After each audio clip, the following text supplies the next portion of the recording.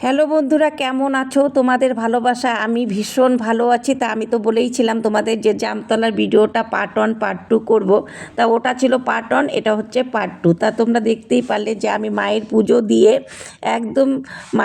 দিয়ে একদম চলে এসেছিলাম। মানে সবাই মাকে দেখিয়ে মোমবাতি ধূপকাঠি দেখিয়ে তারপরে কিন্তু এই দিকটা মানে আমাদের ধূপকাঠি মোমবাতি রাখতে বলেছে। কেননা হাজার হাজার মানুষ গিয়ে মাকে পুজো দিচ্ছে, তা সেখানে রাখতে বলেছে। না হলে তো মায়ের মন্দিরটা একদম মোমবাতি ধূপকাঠিতে ভরে যাবে। তা আমাদের মানে ও মাকে দেখিয়ে এখানে রাখতে বলেছে। তা আমি আর বান্ধবী কিন্তু তাই করলাম। করে আমরা দুজনে পুজো দিলাম, খুব সুন্দরভাবে পুজো দিয়েছি। মাকে পুজো দিয়ে সত্যি মনটা ভীষণ ভরে গেছে। আমি সত্যিই ভাবতে পারিনি যে মাকে এত সুন্দর করে পুজো দিতে পারবো।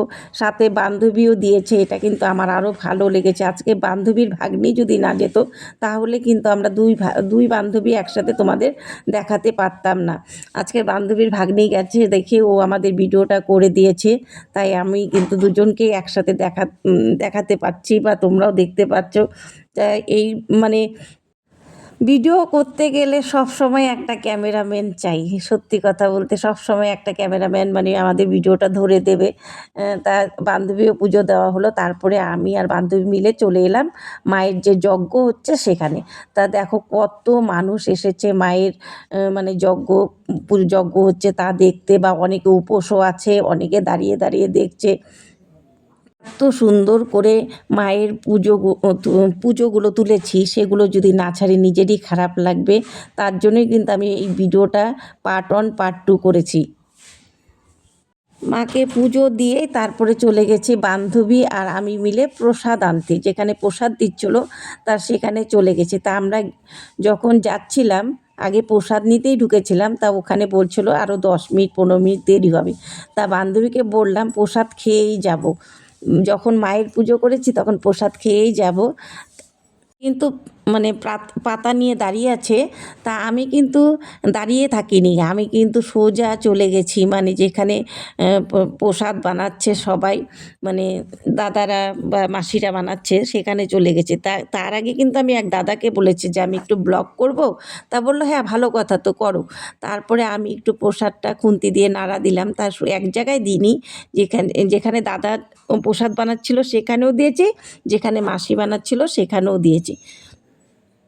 যাই হোক, আজকে প্রসাদটা নেই দেখেই কিন্তু আমি এই ভিডিওগুলো করতে পেরেছি। তা মা বলে না, মা যা করে ভালোর জন্যই করে। তা ওর জন্য হয়তো প্রসাদটা মানে আমাদের আরও 10 মিনিট পরে হবে, তার মধ্যে আমার ব্লগটা হয়ে গেল। কত ভালো লাগলো বলো তো। জানো তো, ভিডিওগুলো যখন আমি বাড়িতে এসে দেখি তখন ভাবি বাহ, খুব ভালোই হয়েছে, আবার কতগুলো ভিডিও হয়ে গেল।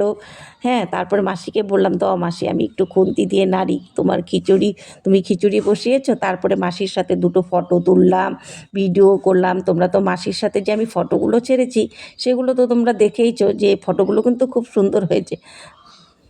প্রসাদ বলতেই স্বাদ, কিন্তু সত্যি কথা বলবো প্রসাদটা এত এত এত ভালো হয়েছে কি বলবো। আমি বাড়ির জন্য নিয়ে এসেছি, ওখানে খাইনি, আমি বাড়ির জন্য নিয়ে এসেছি। এসে আমরা সবাই মিলে খেয়েছি।